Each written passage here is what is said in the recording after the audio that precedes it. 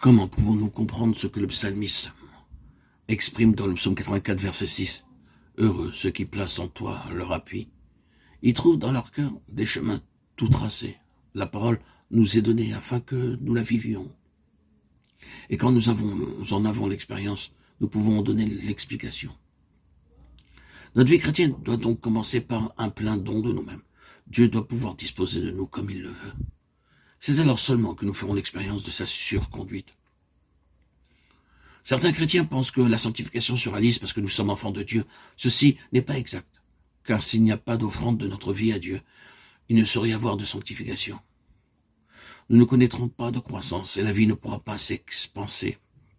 Notre croissance est celle de notre esprit. Notre âme reste ce qu'elle est, notre quotient intellectuel ne change pas. Mais la chose est bien différente concernant notre esprit. Si nous nous donnons à Dieu, notre esprit va mûrir et atteindre la maturité, qui est l'état de fils. C'est par notre esprit que nous connaissons Dieu, par notre nouvelle naissance. Dieu désire que nous le connaissions. C'est là son but. Dès le début de notre conversion, il ne s'agit pas de rechercher à accomplir des choses pour Dieu, mais plutôt d'apprendre à le connaître. Il est possible de bien connaître sa Bible et de ne pas connaître Dieu.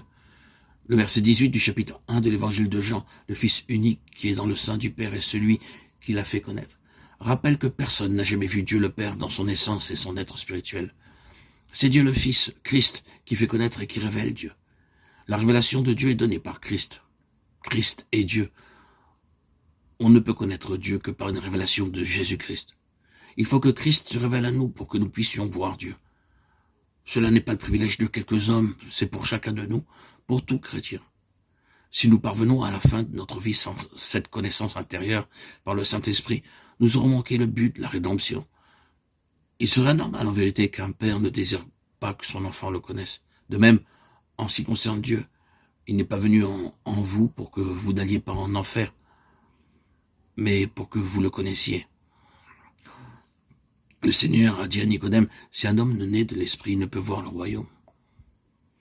Dieu lui-même est le royaume. C'est un royaume où l'on trouve richesse en plénitude. Le but de la nouvelle naissance est de le connaître et la joie de Dieu est de vous posséder. Vous ne pourrez être heureux que dans la mesure où vous donnerez votre vie à Dieu. Dès votre nouvelle naissance, vous pourrez connaître la plénitude de cette joie, mais tout dépendra de la place donnée à Dieu. Si Dieu peut disposer de nous, il a tout ce qu'il désire, mais privé de cette place, il n'a rien. Il convient de rappeler ici que notre âme a été rachetée, mais n'est pas sauvée. C'est au prix élevé de sa vie et par son précieux sang que le Seigneur Jésus-Christ a racheté notre âme. Dieu va s'employer maintenant à sauver notre âme. Notre âme est le siège de notre responsabilité, de notre personnalité avec notre caractère et nos pensées. Elle est séduite et incrédule. C'est pourquoi son salut nécessite de vivre par la foi, par l'Esprit de Dieu. Vous ne pourrez jamais connaître Dieu en dehors d'une vie de foi. Il ne s'agit pas simplement de croire au Seigneur. Tous les hommes qui sont sauvés ont cru au sacrifice expiatoire de Jésus-Christ. La foi mentale n'est pas vivante. Or, pour avoir une foi vivante et solide, il nous faut apprendre à marcher avec la vie de Dieu, par l'Esprit de Dieu. Après avoir choisi de vivre pour Dieu par une consécration et un don total de nous-mêmes, lui permettant ainsi d'accomplir son salut